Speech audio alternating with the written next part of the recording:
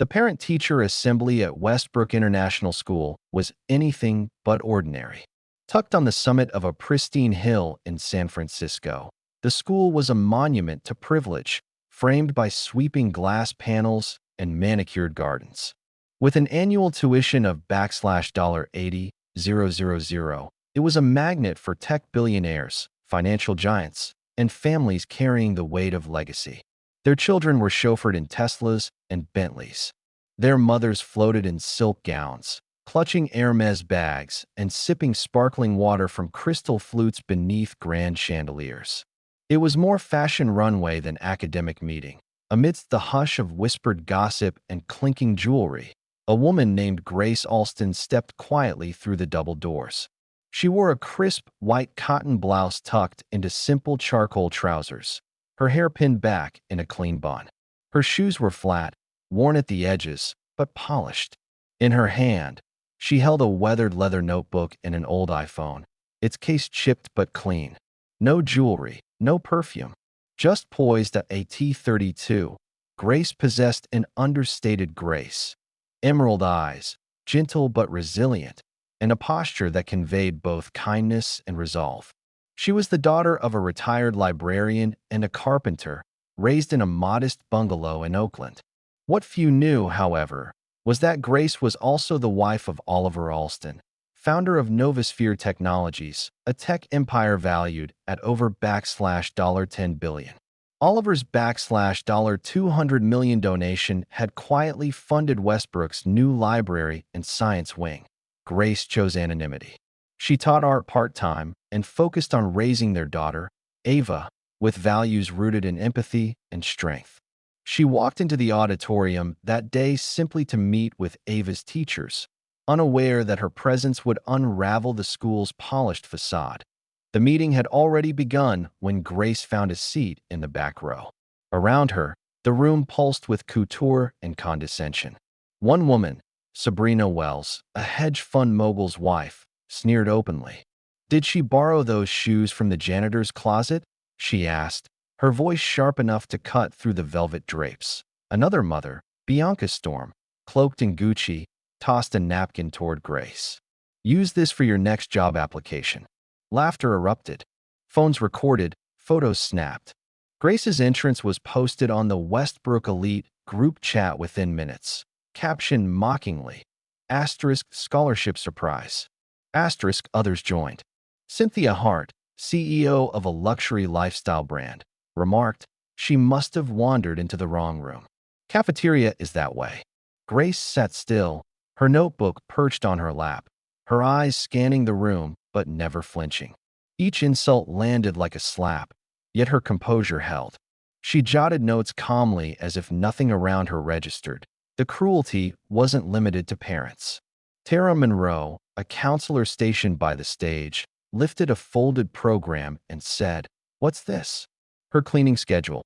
A few seats away, Paul Kingsley, the dean of admissions, added, "Better check her bag for thrift receipts." Grace's expression never changed. She flipped open her notebook, revealing nothing but lesson plans and observations about Ava's recent drawings. Murmurs swept the room. A staff intern snapped a photo of her flats and posted it to the faculty Slack, captioned, *guest appearance from the help.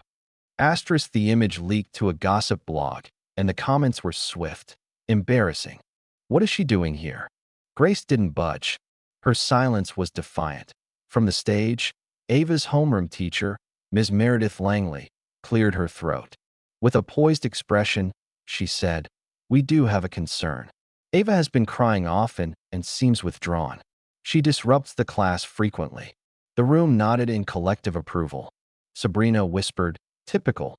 Grace's voice was soft but unwavering. "My daughter told me she was pushed in the bathroom and had her lunch hidden twice this week." Ms. Langley straightened. "Children often bring bullying on themselves. Maybe it reflects something at home." Gasps rippled. Grace sat still. Her fingers closed around her phone, and she typed a message without raising her head. "Ava has been suspended for being poor." The announcement came moments later.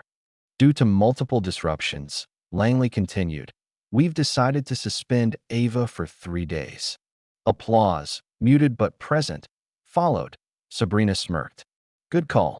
Bianca began an Instagram reel, setting clips of Grace to pop music. Caption, asterisk, wrong shoes, wrong crowd. Asterisk within an hour, it hit 200,000 views. Grace saw it later, outside the school, on a newsstand tablet. She felt the sting, but she didn't cry. Instead, she waited 10 minutes after the suspension announcement. The doors burst open.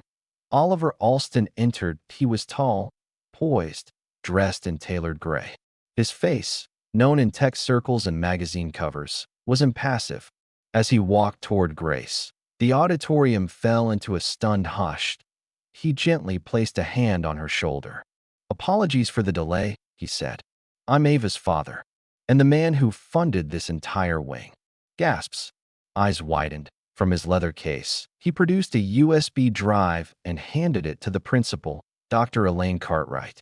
Last week's hallway footage, he said. You'll find Ava shoved into a locker. A teacher walks by and does nothing. His gaze fixed on Ms. Langley, whose lips quivered. You're finished, he said. You failed a child. Chaos rippled through the room that he turned to the crowd.